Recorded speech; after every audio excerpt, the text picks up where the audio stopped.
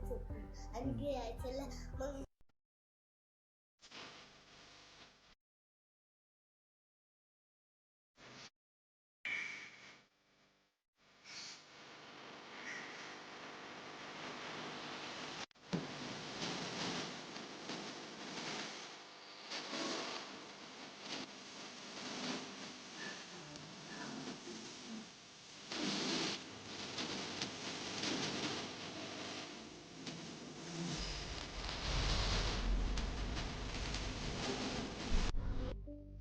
नमस्कार मित्रांनो, जय शिवराय.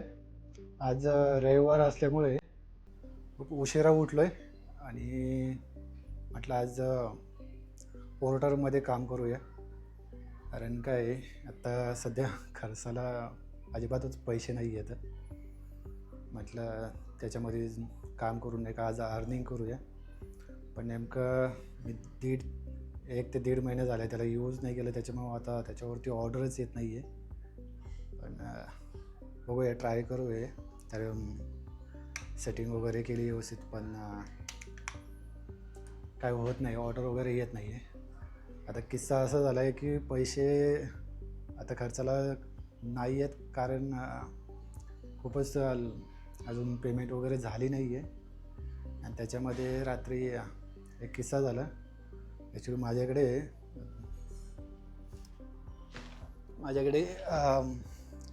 जुना मोटरोलाचा मोबाईल होता आणि तो नेमका मी विकला रात्री.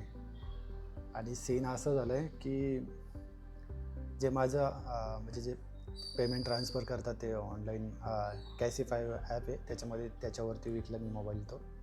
आणि ऑनलाईन त्यांनी ट्रान्सफर केलं, पण मी त्याच्यामध्ये यू पी आय नंबर टाकायचा असतो, आपलं ID टाकायचा असतो पैसे येण्यासाठी. त्या बँक अकाउंट नाही का त्याच्यामध्ये ॲड करायचं असतं. बँक अकाउंट HDFCच होतं, ते मला त्याच्यामध्ये नव्हते पाहिजे पैसे. तर मी दुसरे एक फेडरल बँक आहे त्याचं टाकलं. पण बाय मिस्टेकली फेडरल बँकेचं त्याच्यामध्ये UPI ID नाही पडला, तो सारस्वत बँकेचा पडला आहे. जो अकाउंट ते ऑलरेडी माझं बंद आहे, ब्लॉक केलं आहे बँकेने, म्हणजे अनफ्रीज केलं आहे. माहिती नाही का केलं आहे ते, मी यूज नाही केलं त्याला जास्त. त्याच्यामध्ये 0 बॅलन्स अकाउंट आहे ते अकाउंट ते. पण काय झालं की तो UPI ID पडला त्याचं, आणि ते काय जे पण 3,000-3,500 रुपये येणार होते ते त्या अकाउंटमध्ये गेले. आणि आता ते काढता पण येत नाही आणि ट्रान्सफर पण करता येत नाही. आता त्याच्यामुळे नाही का पैशात अजिबातच आता खर्चाला नाही. मला याच्यामध्ये ट्राय करूया पोर्टरमध्ये. म्हणलं चला आज दिवसभर काहीतरी 1,000 रुपये वगैरे करूया. नशीब खूपच वाईट आणि खराब आहे माझे, मला तरी असं वाटतं आहे. कारण जेव्हा गरज असते तेव्हा नाही होत. जो पण आपण प्लॅन करतो ते करण्याचा प्रयत्न करतो, पण ते होत नाही. लय सोप मित्राकडे मागितलेत 500 रुपये, कारण 7 तारखेला पेमेंट होईल. आज 5 तारीख आहे, 2 दिवसामध्ये 7 तारखेला होऊन जाईल पेमेंट. तोपर्यंत ॲडजस्ट करायला लागणार आहे. नंतर 7 तारखेला संध्याकाळीच नागपूरला जायचं आहे 4 दिवसासाठी. तर त्याच्यावरचे जे काही ब्लॉग वगैरे असतील व्हिडिओ ते येतीलच तुम्हाला. हा मंडेला ब्लॉग येईल, उद्या येईल, अपलोड करता येईल. आणि नंतरचे बाकीचे येत राहतील, जे टायमिंग मी दिला आहे ऑलरेडी यूट्यूबवरती. कुठे चालली? ठीक आहे. ही गोसावी बोलते. अरे ॲक्च्युली सांगायचं तात्पर्य असं आहे की बघा, हिला नाही का गोसावी येते. कारण सांगायचं तात्पर्य असं आहे की मी लव्ह मॅरेज केले. माझी वाईफ जी आहे तिला नाही का गोसावी लँग्वेज येते.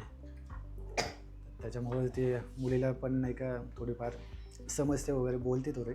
मला नाही येत, कारण मी कधी शिकण्याचा ट्राय नाही केला, पण मला समजते ती गोसावी लँग्वेज त्यांची काय असेल ते. हिंदी मिक्स मराठी वगैरे अशी असते ती. तर असं काही आहे.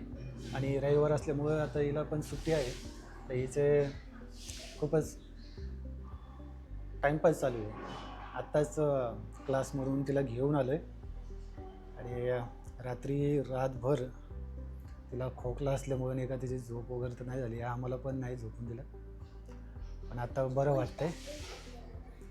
हां, काय केलं? उलट्या. ते उलटी पण झाली तिला, आता ठीक आहे, बरी ते वाटतं पण आता. 2 वेळा. 2 वेळा. आणि रात्रीचं मला ते नाही का लसूण टाकतात, गरम करतात आणि ते गुळ आहे ना त्याला मिक्सरमध्ये टाकून गोळ गोळ करायच्यात आणि खायचं चुकून आणि घ्यायचं, मग खोकला जातो. उद्या परवा जाईल. तिला रात्री एवढं खोकलं होतं अचानक, म्हणजे 10-10:30च्या दरम्यान तिला खोकला यायला लागला. तिला अचानकच काय झालं म्हटलं, काय कळत नव्हतं. पण घरात नाही का औषध वगैरे होते, तिला खाऊ घातले, घरगुतीच काही केलं, पण ठीक आहे. तिला लवकर झोप पण नाही आली आणि जेव्हा झोप आली तर मग ठीक आहे, आता नॉर्मल आहे. आणि नेमकं जर हॉस्पिटलमध्ये जर रात्री घेऊन जायचं म्हटलं तर 11-11:30 वाजले होते आणि त्याच्यानंतर सगळे हॉस्पिटल बंद होते. आणि आता पण रविवार आहे, त्याच्यामुळे आज तर कोणते हॉस्पिटल वगैरे ओपन नाही, मेडिकल आहे तसे. मग ठीक आहे, आता नॉर्मल झाली आहे ती, आता काही प्रॉब्लेम नाही. आता चालली आहे बाहेर